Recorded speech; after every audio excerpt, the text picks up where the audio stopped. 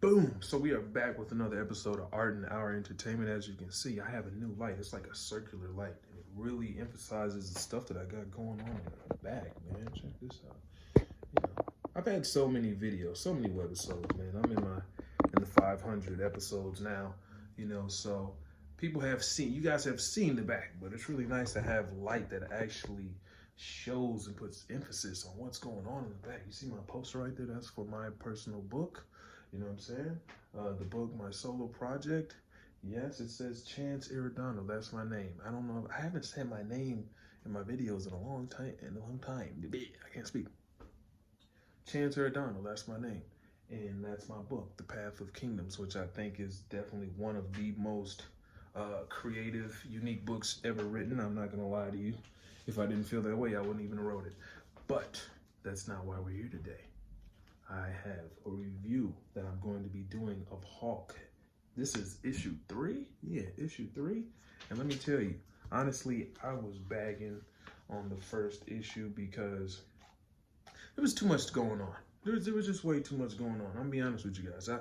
Like, the artwork was fantastic. The artwork has been fantastic this whole time. But the first issue, it just threw me off because there was just so much dialogue and there was so much monologuing that it was really hard to appreciate the art behind all that monologue and all that, monologuing and characters and all that. So I liked the second issue because the story, the talking was more lean. It was more lean story, you know what I'm saying? And there was more action, you know what I'm saying? There was more action, and it was actually really funny, how it was actually really funny how they made Hulk out to be, because he's like a starship.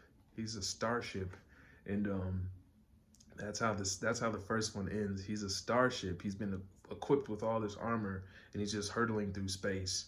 And well, no, he's hurtling through a different dimension. You know what I'm saying? That's how the first one ends, and the second one starts off like that.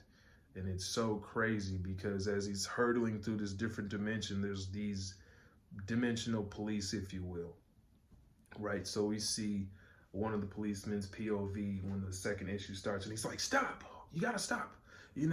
We're dimensional police. You can't do this." And he's just hurtling, and he's like, they're like, "Oh!" And then he just bursts through all these guys and all these ladies, and then he's just like ripping people in half because the Hulk is just this. He's basically like a tank. He's basically like a tank hurtling through space, man. This shit was ridiculous. So I was narrating it. I was narrating it to my wife, and I'm showing her these panels, and she's like, "Oh my God, this shit is crazy." I said, "I know, right?" So I kept reading because it was awesome. But we're gonna get into this, you know what I mean? And I'm gonna tell you guys what I think about it. If it's anything, I just hope that it capitalizes on the second one. I like the OG type artwork. I think that's pretty cool. It reminds me of the style kind of reminds me of like those 1970s type, styles. Um, Fantasy as you like it. The strangest man of all time. Is he man or monster, or is he both? The Incredible Hulk. Hulk is the strongest there is. Let's see. All right, so my review of issue 3. It was solid. Overall, I give I give this whole series thus far a B. I give it like a B minus. It's decent, it's solid, but it's nothing that I would necessarily. If I had other comics around, it would be, it wouldn't be the second or third option.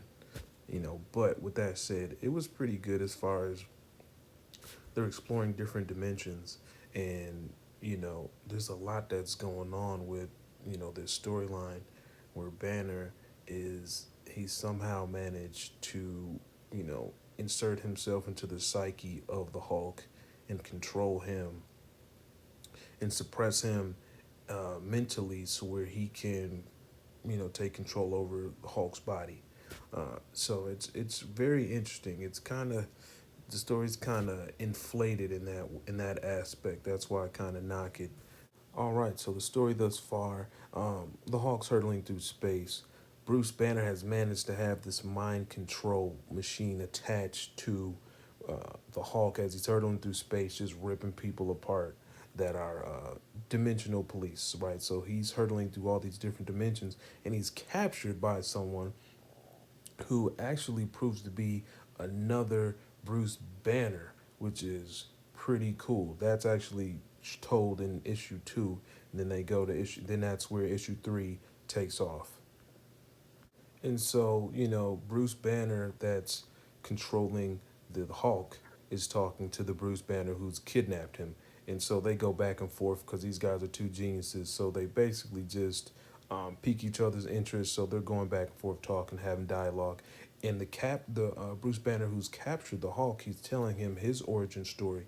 So he tells us that he's not like the other Hulks. I don't even know if he has a Hulk inside of him. He's just a scientist. So he tells us his origin story. He said that he dropped a bomb that infected the whole world, and the whole world is basically just infected or the turned Hulks with defects. And so he's been ordered by the president to work on a project that can destroy these Hawks and get rid of them. And obviously, this pisses off our Hawk because he's like, "You're trying to just eradicate all these Hawks? How dare you?" Blah blah blah blah. And the coolest part that reeled the story back in for me is that the president told him to do this, and the president is none other than Thunderbolt Ross, which is Bruce Banner's father-in-law, which is pretty dope. I think that was pretty dope. It actually reeled the story back in for me because I'm like, this issue 3 was like, it was all right. Issue 2 was actually my favorite thus far. As I'm deep into this series, it actually makes me more excited to read She-Hulk, man, because I really hope this issue picks up. It's been like ebbs and flows with this story arc so far, but I'm hoping it you know finishes strong because the middle is usually supposed to be the good, like the strong parts, and it's kind of like floundering, but we'll see.